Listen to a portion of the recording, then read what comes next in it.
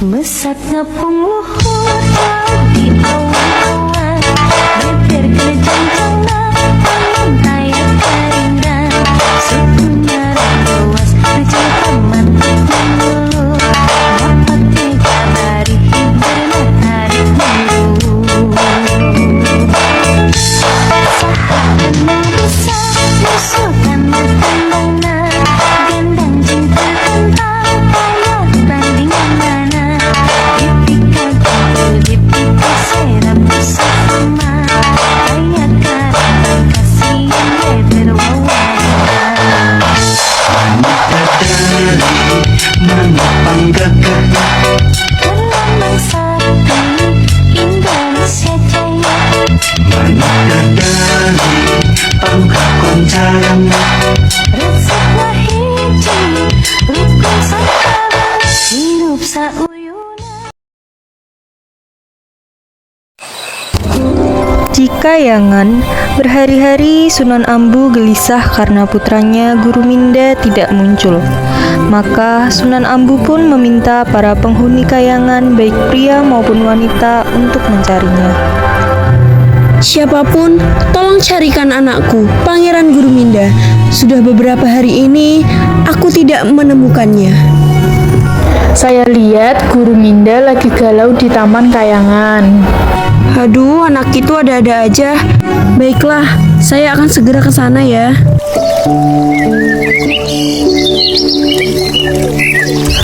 Anakku, Pangeran Guru Minda. Mengapa kamu ada di sini, Nak? Kata orang-orang, kamu sedang galau. Kamu galau mikirin apa sih, Nak? Ibu ngerti, umur kamu udah 17 tahun. Pasti kamu lagi mikirin bidadari di sini ya? Apa kamu lagi kenalan sama bidadari di sini? Aku kenalan sama bidadari. Kayaknya nggak perlu deh.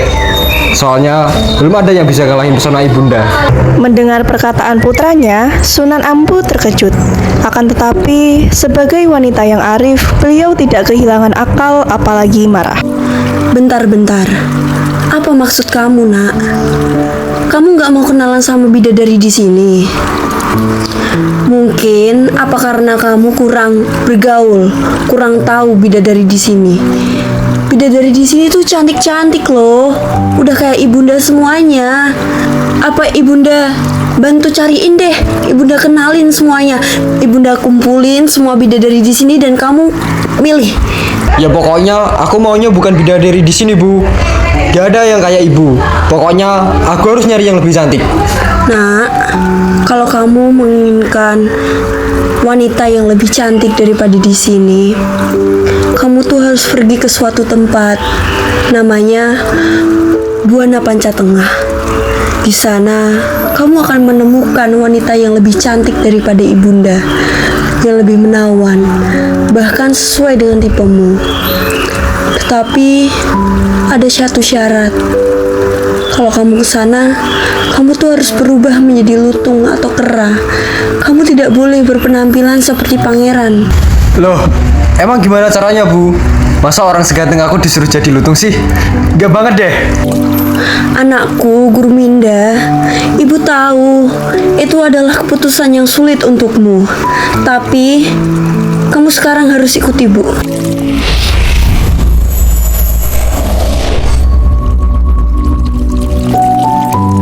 Nah, sekarang kamu sudah menyamar menjadi lutung. Namamu Tutung Kasarung. Ya udah, sekarang kamu harus pergi ke Buana Panca Tengah. Tenang saja, Nak. Kasih sayang ibu pasti akan selalu menyertaimu. Dan di sana kamu sudah ditunggu oleh gadis cantik yang membutuhkan bantuanmu. Semangat ya, Nak. Guru Minda sadar bahwa menjadi lutung adalah nasibnya, dan ia pun mengundurkan diri dari hadapan ibundanya. Dengan harapan akan bertemu gadis yang serupa dengan ibundanya, ia meninggalkan Kayangan dan tinggal di bumi.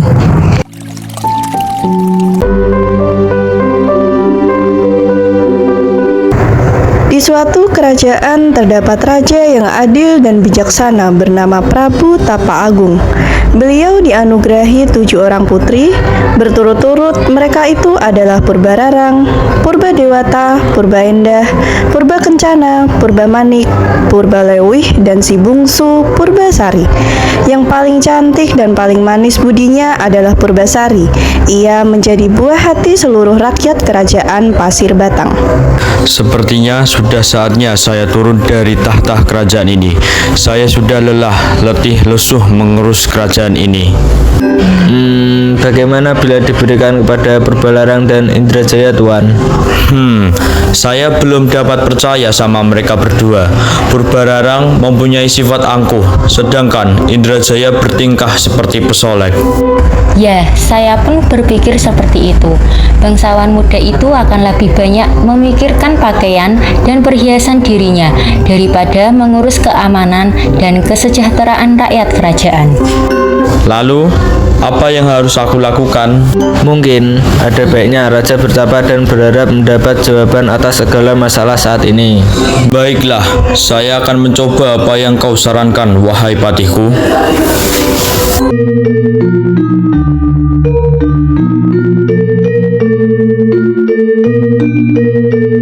Besok saya minta kumpulkan semua orang yang berada di dalam kerajaanku.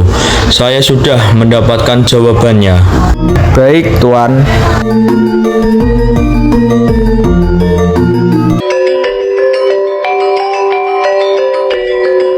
Seperti yang kalian tahu, saya sudah tua untuk mengurus kerajaan ini, dan saya mendapat pesan ketika sedang bertapa dan memberikan tahta kepada anak saya, Purbasari.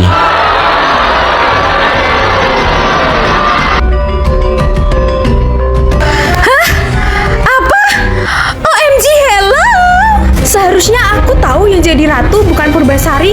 Enak aja dia jadi ratu. Gak. Aku pasti punya cara buat ambil tahtanya. Gila, ayammu itu benar-benar ngelanggar tradisi sih. Itu udah keterlaluan banget. Aku juga gak paham gimana bisa tahta kerajaan diserahin ke Purbasari. Aku jauh lebih oke dari dia. Ya kan, Bu? Tenang aja, aku punya rencana buat dia. Setelah mendapat rencana, mereka berdua pergi menemui seorang penyihir bernama Nyi Ronde untuk meminta sebuah ramuan kutukan.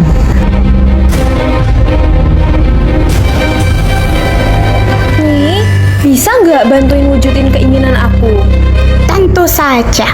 Bilang aja apa yang bisa kubantu. Kami mau ramuan ajaib buat mengutuk Purbasari jadi gadis jelek dengan penyakit kulit yang parah. Hahaha. Gampang banget buat aku. Ambil ini, campurkan ke minuman Purbasari.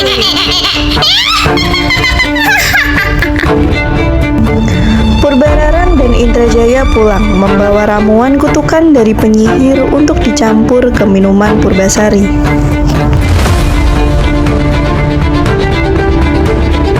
Dengan ini kamu bakal dijauhin sama semua orang di kerajaan ini, Purbasari. Lihat aja nanti.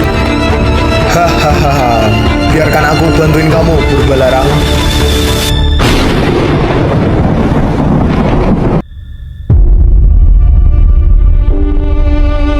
Aduh, kenapa kulitku jadi seperti ini?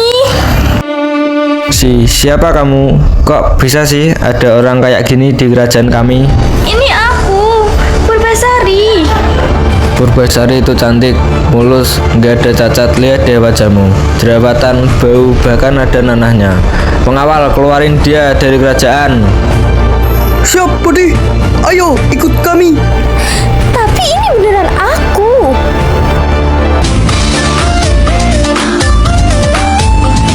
Jangan dekat-dekat denganku karena kamu bukanlah pokokku. Lekas. Lagian, rakyat mana yang mau dipimpin ratu jelek kayak kamu? Udah jerawatan, mana bau lagi? Gak banget. Udah, hus, kamu harus pergi. Ngawal, biarkan Uak Batara lengser yang antar Purbasari keluar dari kerajaan ini. Saya, Tuan Putri. Oke kalau gitu. Ini kayaknya ulah Purbararang yang iri. Makanya Purbasari jadi kayak gini. Aku pun sudah menduga itu.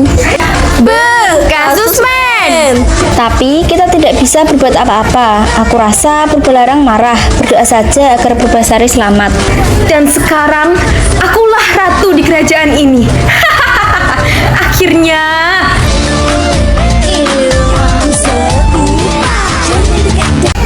Kita sudah sampai di hutan, Tuan Putri.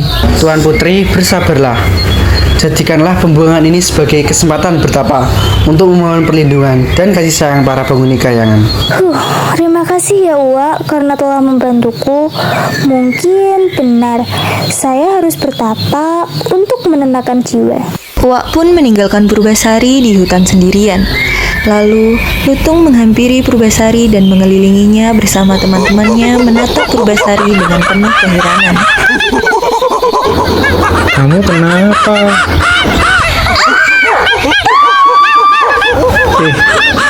Tenang aja. Gue bukan monyet jahat kok. Bukan superhero juga sih. Kok kamu bisa ngomong sih? Kamu kan monyet. Gue juga gak ngerti. Panjang deh ceritanya. Tapi kamu kenapa sih? Kayak baru tinggal pacar gitu. Nggak tahu juga.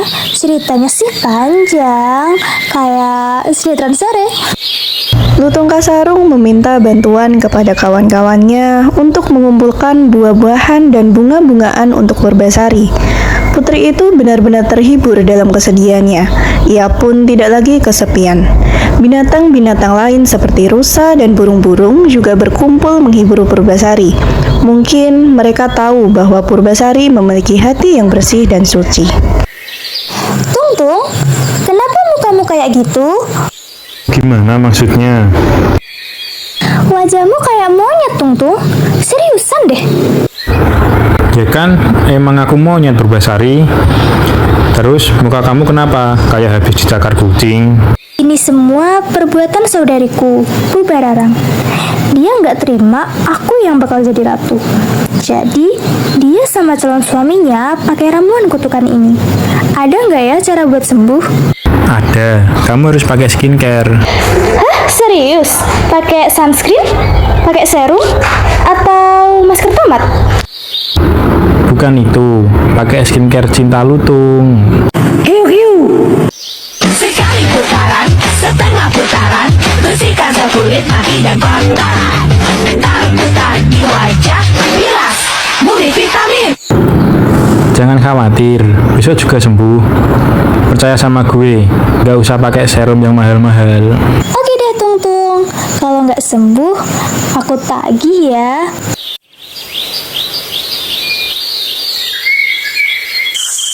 Ibunda, tolonglah. Aku pengen banget bantu Purbasari.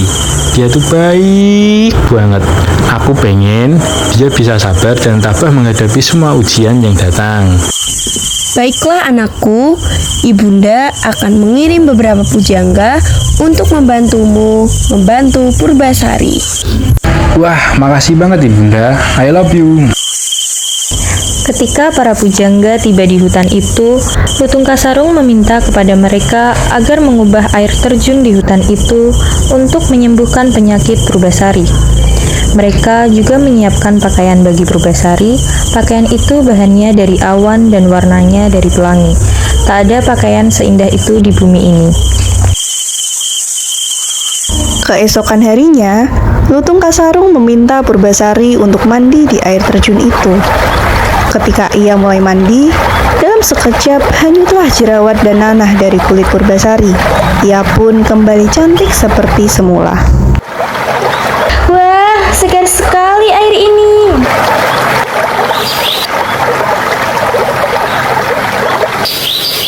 Tung, lihatlah. Apakah pakaian ini cocok bagiku? Putri Purbasari, engkau seperti kebadan ibunda, hanya jauh lebih muda.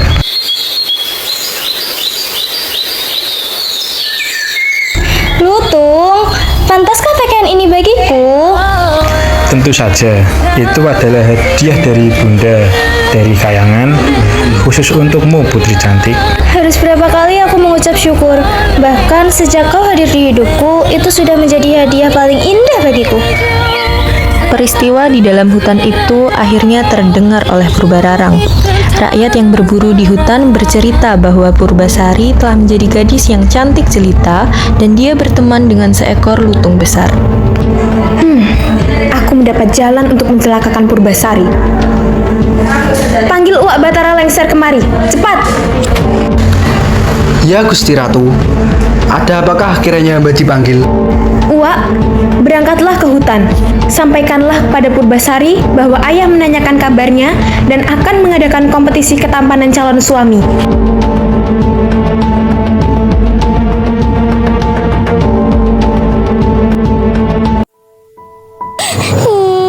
Kalau nasib saya harus mati muda, saya rela.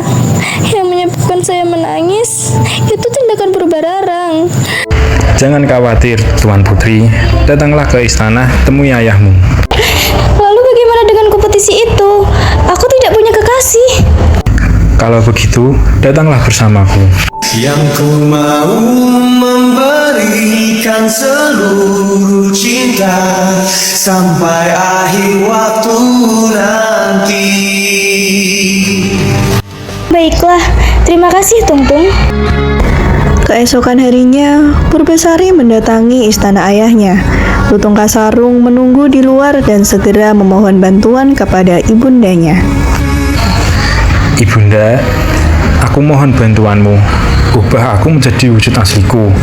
Purbasari sangat membutuhkanku.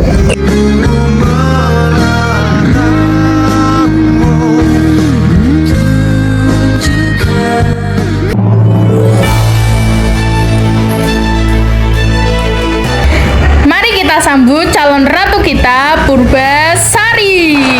Dan sekarang mari kita lihat kekasih Purbasari yang sangat tampan. Ayo kita hitung sama-sama. 1, 2, loh? Mana sih? Hitung lagi yuk. 1, 2, kok gak ada? Putri, kamu punya calon suami gak sih? Atau lagi nunggu yang ganteng lewat? Kok sendirian sih? Lo tahu kan di sini ada kompetisi ketampanan calon suami? Terus mana cowoknya? Udah pada kabur ya? Diam deh. Gue tuh nggak peduli sama kompetisi itu. Gue kesini cuma mau ketemu ayah, bukan mau ikut lomba pacar ganteng. Hah? Gak ikut kompetisi? Wah wah wah. Mantap. Gue jadi ratu tanpa saingan. Gak usah capek-capek deh gak ada kompetisi. Langsung jadi nomor 1 nih gue.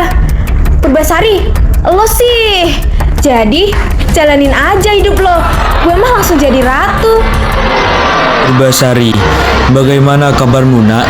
Ayah, kabar Purbasari baik ya. Ayah gimana? Ayah semakin tua, semakin sakit-sakitan. Ayah tidak diurus sama Purbararang. Wah, parah banget sih lu.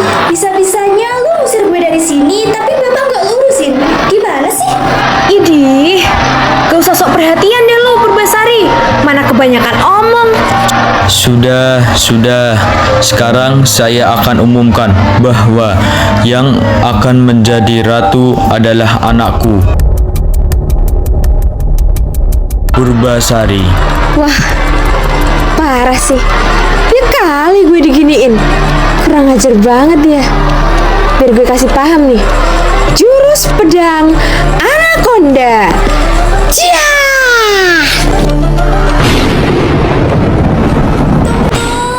Bertahan. Kok lo belain dia sih? Atau jangan-jangan dia pacar lo? Guys, lo tahu nggak sih yang namanya cinta monyet itu nggak literally jatuh cinta sama monyet juga kali? Lo pakai nama atau panggilan kesayangan pula? Tung. Cie, ini sih lebih kayak serial drama cinta monyet. Tung. Idih, alay banget lo berdua bejir. Iyo.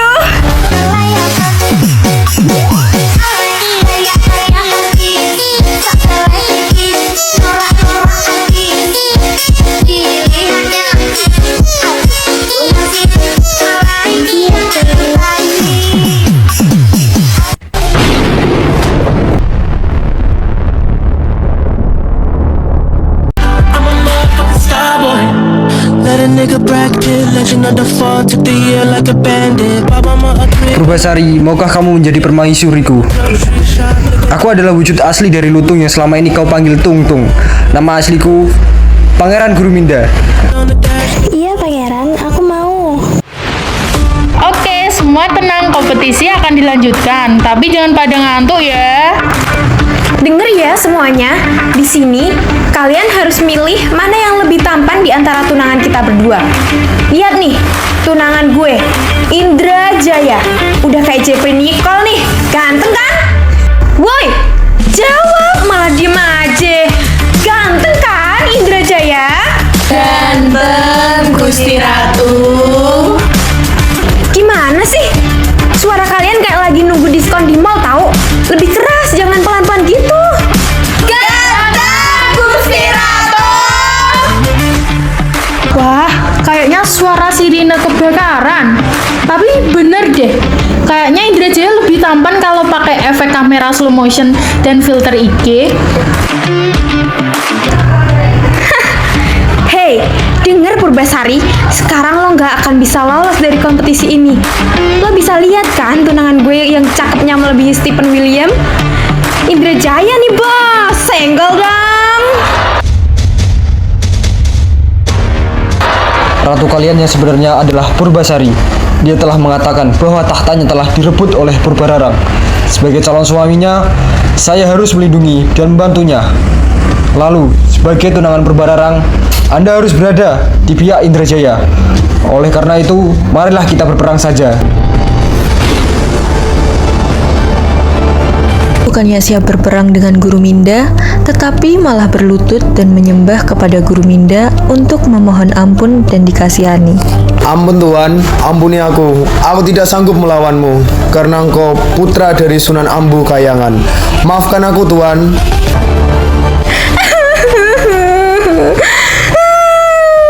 Maafin aku, Purbasari. Maafin aku, Pangeran.